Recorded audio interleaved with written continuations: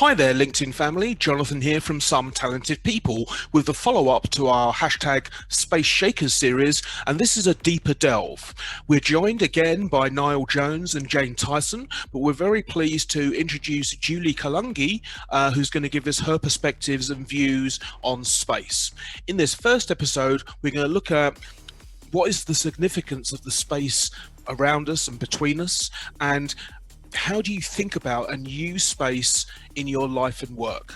And we're going to take opinions and have a discussion about that quickly, and then I'll tell you a bit more about tomorrow at the end. So the first question is, how do you use the space in your life and work? And Niall, what would be your perspective on that? Well, I couldn't be happier to be back talking about this topic again. I absolutely love it, of course. And for me, first thing to say really is that so many of the spaces that are between us are one-to-many spaces, and so you have like a big celebrity, a big sort of major speaker, hundreds, thousands, millions of other brains that are just in listening mode. So that's just the first thing I want to say. Very often the spaces between us are disorganized or they're very inefficient. Sometimes that can work really well, like it can work really well without organization, but there are so many clever different things you can do with some structure or some organization to make some really amazing things happen. So the potential for how we organize ourselves in the spaces around us, whether in social situations, family situations, friend situations, work situations, it's just off the scale, all the different things you could potentially do. Whether it's more supportive, connecting, visionary, creative, action-orientated, or social, possibilities are endless. And we can actually improvise. We can make up as we go. We can go with the flow, or we can be much more structured about how we do these things. And I can't get enough of that world, basically. So that's my perspective on spaces. Okay. So we're joined in, we're joined in this series by Julie, and I think it would be only polite to defer to her first. What do you think about, how do you think about the space around you? First of all, thanks for having me on the show, Niall and Jonathan and Jane. Space for me is something that's infinite. It's like time. It's infinite, but we kind of constrain ourselves with what we can do with the space we've got, obviously with the physical environment around us. And then we determine what we can do in the space time we've got. I believe we can do so much more with our space by being more organized, as Niall says, by being more focused and more intentional is the word I'm looking for, more intentional with what we do in the space we've got, more intentional by maybe planning more, and then also being more spontaneous, because if we're too structured, we get bored and bored. So in between the planning, we have some spontaneous moments. Like during the day, I tend to just switch off just before lunchtime or after. And if it's warmer, I go out and just lie I have a large garden. I lie in the grass and just look at the sky and just do that. I think the neighbors think I'm bonkers.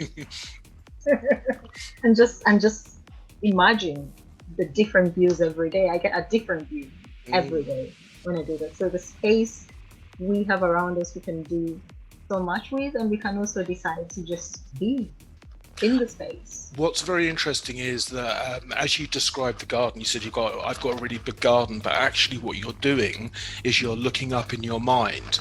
So it's a perceptual space as well as a real space. Mm-hmm. Jane, you're muted at the moment, but what's your